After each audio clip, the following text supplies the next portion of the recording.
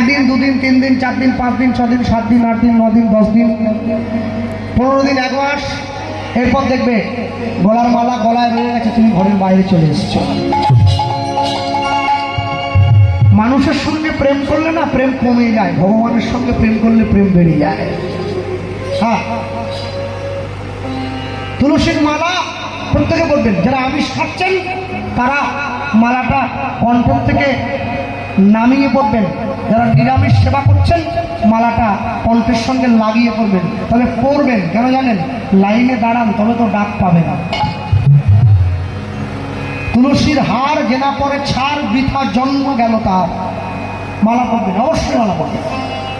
হ্যাঁ, আর যেইখানে হরিনাম সংকীর্তন হবে সেখানেই শুনতে যাবেন।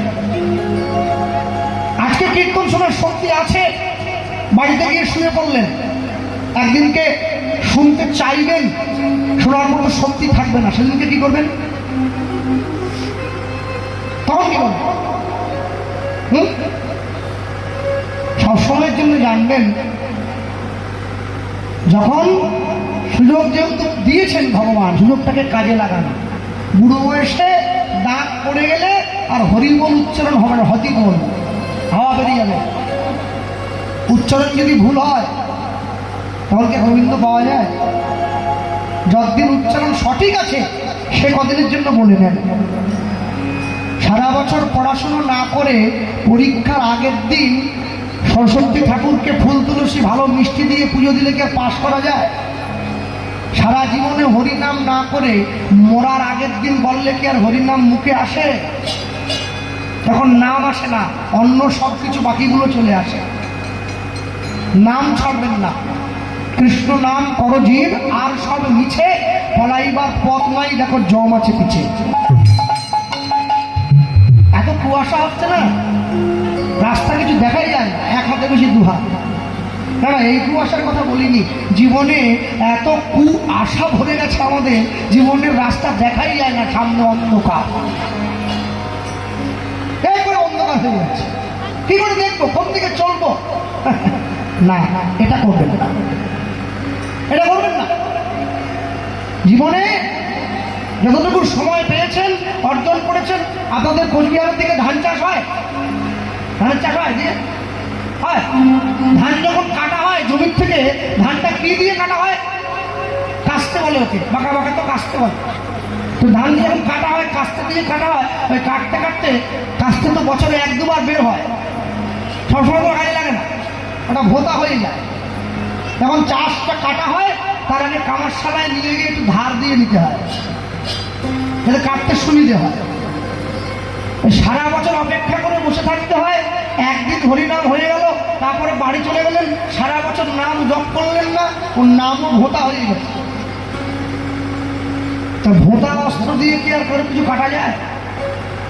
তো বছরে একবার শুধু ভিড় করেছে শুনে নিলে হবে না, প্রত্যেক দিন 10-5 মিলি নিজ দুয়ারে বসিয়া কীর্তন করিবে সবে হাতে তালি দিয়া।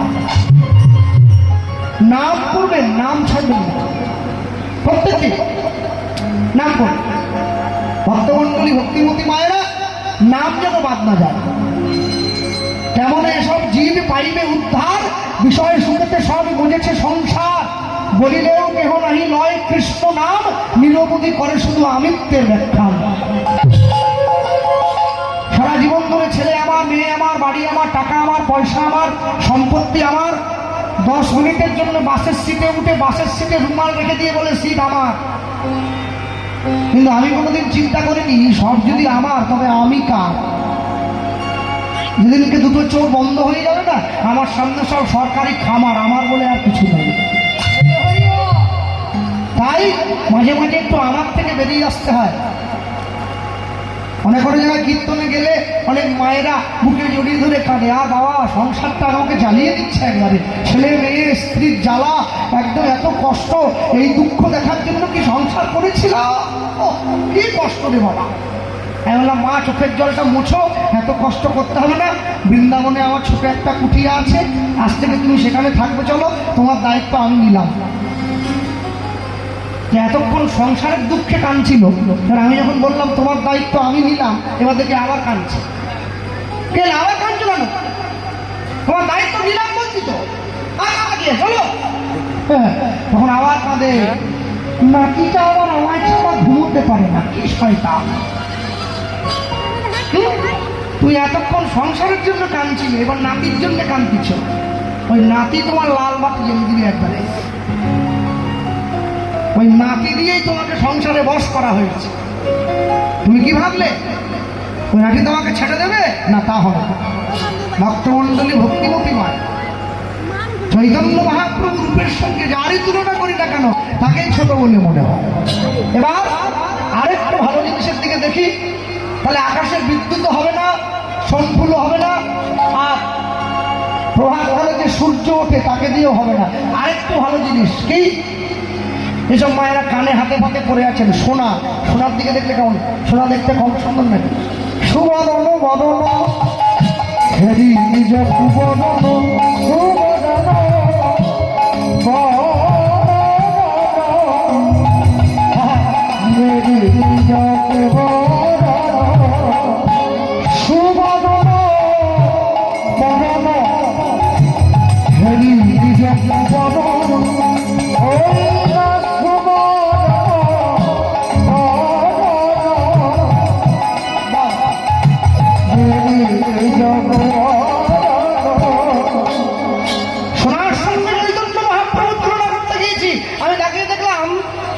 যেদিন থেকে সোনা গৌরাঙ্গ মহাপ্রভুকে দেখলো, স্বর্ণকার বা শেখরার কাছে গিয়ে বললো আমার মুখটা আগুনে পুড়িয়ে দাও। কেন? মহাপ্রভু যা দেখতে সুন্দর, তার কাছে আমি কিছুই নয়। সুবদন বদন হেরি নিজ সুবদন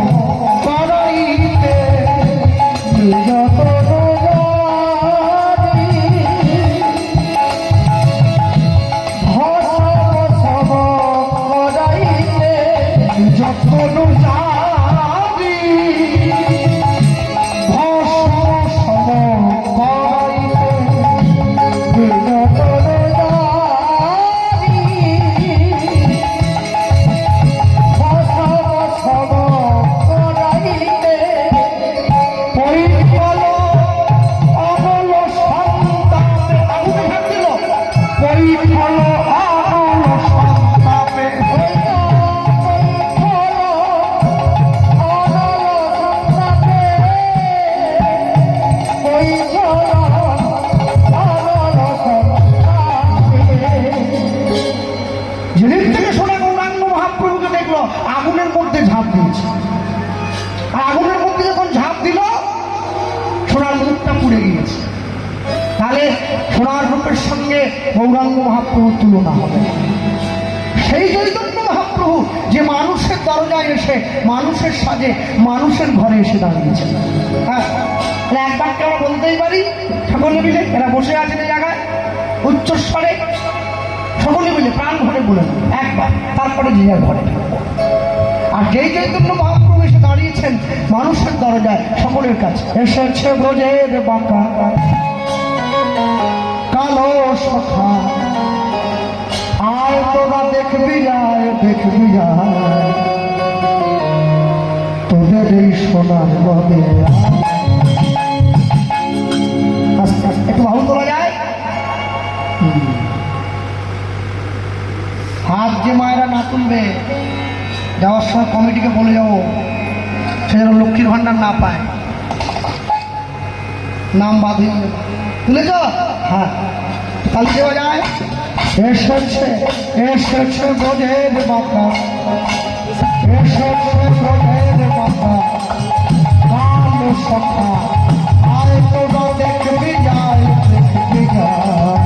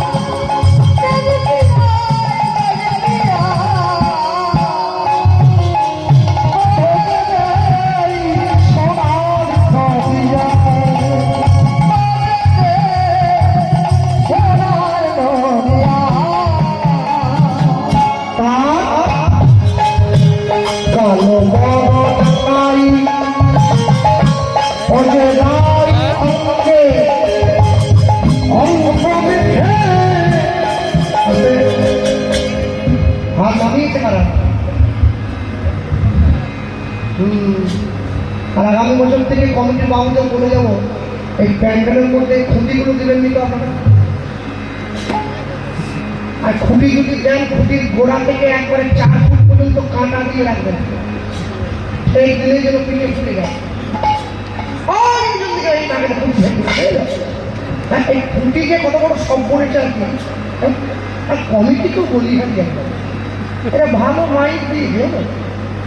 আমি যখন ঘরে গিয়ে ব্ল্যাঙ্কেট মুড়ি দিয়ে শুতে যাবো, এই আসলে আমাকে ডাকে, আয় চলে আয় কীর্তন শুনবি আয়। আর যে আসরে গিয়ে বসি অমনি বিছানা আমাকে ডাকে, আয় শুবি আয়, আয় শুবি আয়। আমি কোন দিকে যাবো? হ্যাঁ, ওই জন্য আমি ঠিক করেছি আমি আসরেও যাবো, কীর্তনও শুনবো। আমি গিয়ে খুবই ধরে নেবো, ঠেক দিয়ে ঘুমাবো। আমি আমার লোক বলে হরিব আমিও। তারপর সবাই যখন বাড়ি যাবে আমিও সবার সঙ্গে বাড়ি চলে যাবো। তার লোকে বললো কিরে কেমন শুনলো, দারুণ হরিনাম হচ্ছে, দারুণ। আরে যে গায়ে ছিল সেটা কি খালি গায়ে ছিল, দারুণ হরিনাম। গায়ের রঙ নেই, কালো মতো, দারুণ, সবই দারুণ করতেছে। কমিটির লোক বলে বুঝে গেছি আপনি শুধু বসে গেছেন, ঘুমিয়ে গেছে, শোনেননি, সবাই দারুণ বলছে। শুনে থাকো তাদের কালো বাহুগুলো ওই নারায়ণকে অঙ্গনে ফেলে গৌর হলো তাই হরি হরি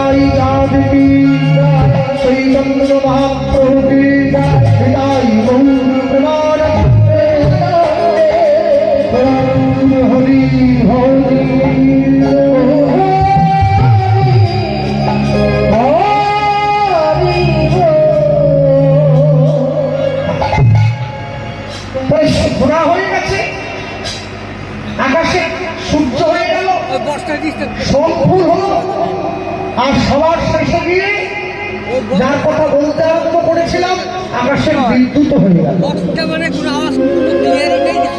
তাহলে এতগুলো জিনিস গৌরাঙ্গ রূপের সঙ্গে তুলনা হলো না কেন? হচ্ছে ভগবানকে ভালোবাসতে গেলে প্রত্যেকটা জীবের একটা নির্দিষ্ট যোগ্যতা থাকা দরকার। যদি যোগ্যতা না রেখে আপনি কর্ম করেন তাহলে আপনি তাকে ভালোবাসতে ব্যর্থ হবেন। পৃথিবীতে প্রত্যেকটা ভালো কাজের জন্য একটা যোগ্যতার দরকার হয়। ভালো লেখাপড়া করবেন, যোগ্যতার দরকার। ভালো রান্না করবেন, যোগ্যতার দরকার।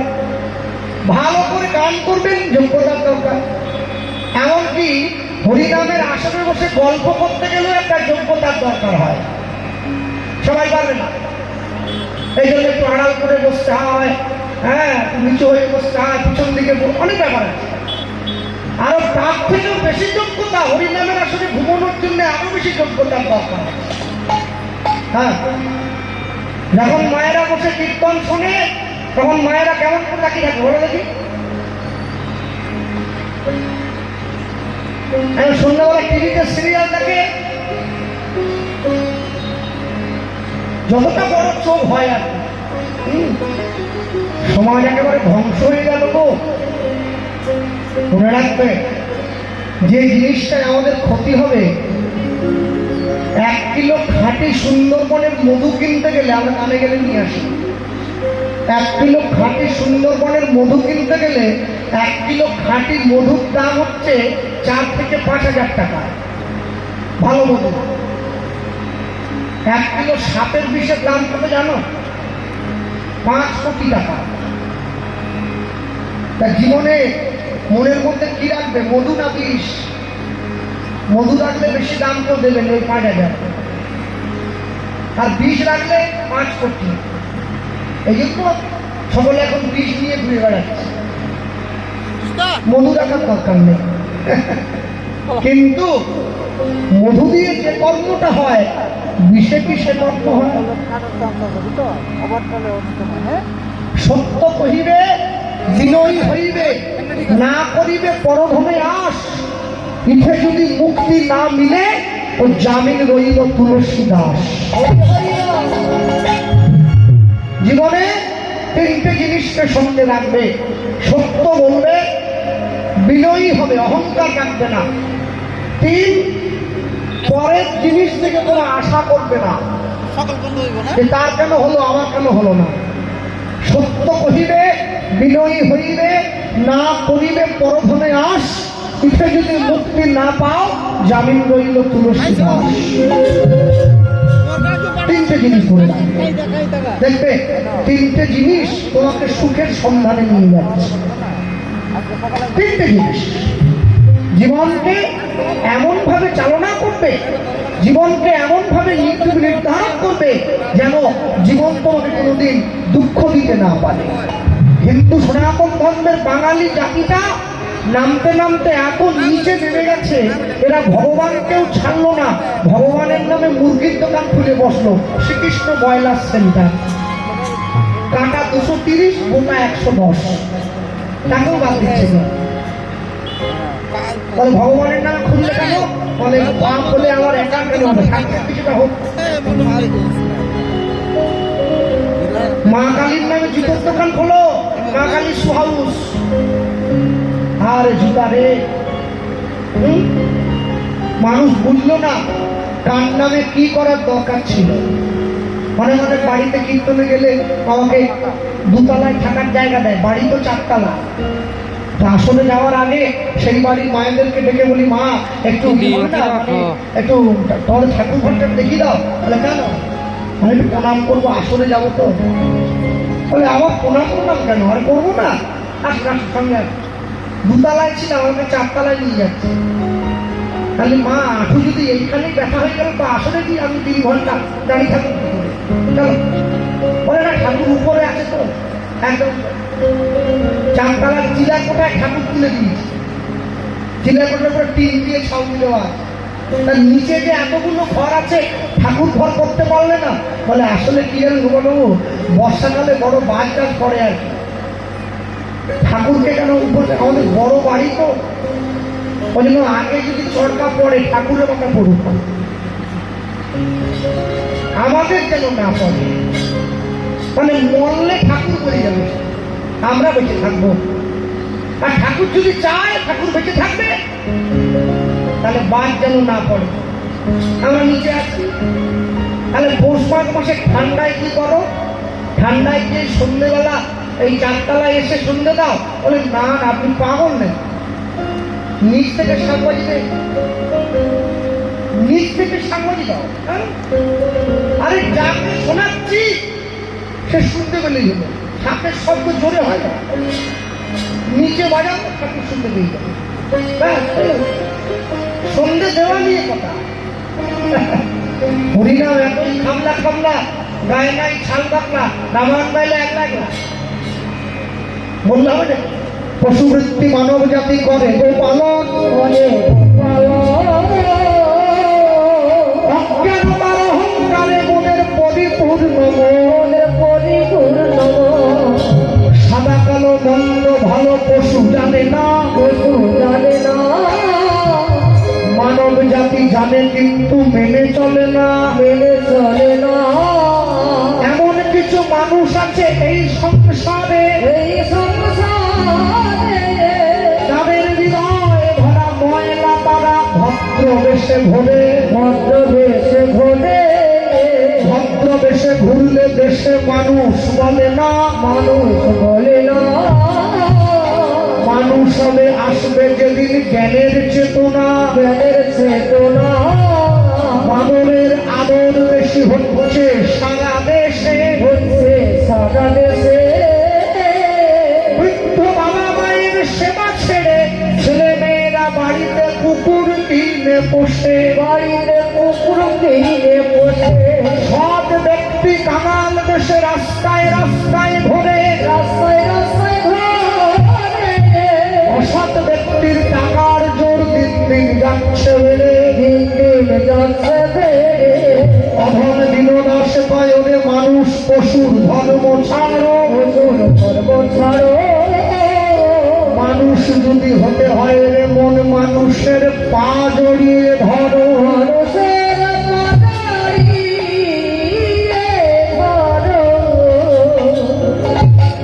স্কুল কলেজে পড়ে কোনোদিন শিক্ষা নেওয়া যায় না, স্কুল কলেজে পড়ে শিক্ষিত হওয়া যায়। শিক্ষিত হওয়া আলাদা, শিক্ষা নেওয়া আলাদা। শিক্ষা নিতে গেলে মানুষের পা জড়িয়ে ধরে শিক্ষা নিতে হয়। হ্যাঁ, মনে রাখবেন, সনাতন ধর্ম প্রত্যেকটি জগৎ জীবকে এই শিক্ষাই প্রদান করে। যে মায়েরা বসে আছেন এখানে প্রত্যেকে একটা জিনিস জানতে হয়, জীবনে আমরা প্রত্যেকে ভালো থাকার জন্য এসেছি। আমি যেমন ভালো থাকার জন্য এলাম, অপরকে ভালো রাখাটাও আমার একটা দায়িত্ব। হরি হরি ভালো রাখতে হবে, মনে প্রাণে অপরের ভালো চাইবেন। মায়েরা তো সংসারের লক্ষ্মী, আপনারা সংসারের ভেতরটা রক্ষা করেন, দুঃখ পাবেন না আমার কথায়। সন্তান গ্রহণের আগে গুরু দীক্ষা নিতে হয়, নিয়েছ? সন্তান গ্রহণের আগে স্নান করতে হয়, করেছ? নতুন বস্ত্র পরতে হয়, করেছ? ভগবানের চরণে নয়নের জল দিতে হয়, দিয়েছ? ভগবানকে বলতে হয়, প্রভু আমি সৃষ্টি করতে যাচ্ছি, তুমি আশীর্বাদ করো যেন কৃষ্ণ ভক্ত সন্তান হয়। বলো না,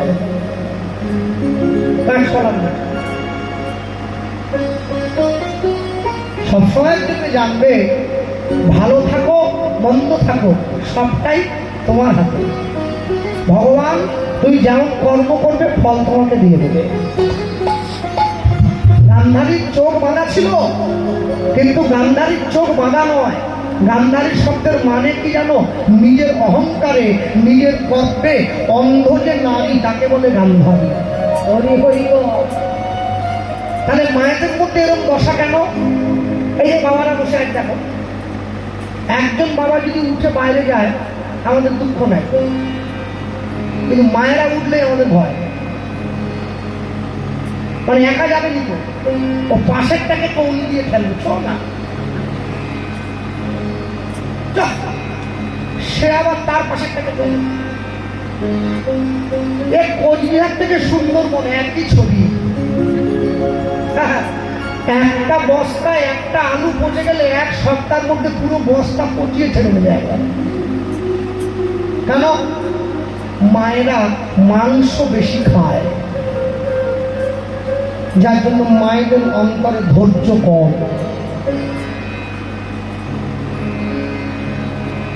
ধৈর্য কম, ধৈর্য কম থাকার জন্য জীবনের এত দুর্গতি এসেছে। ধৈর্য রাখতে হয়।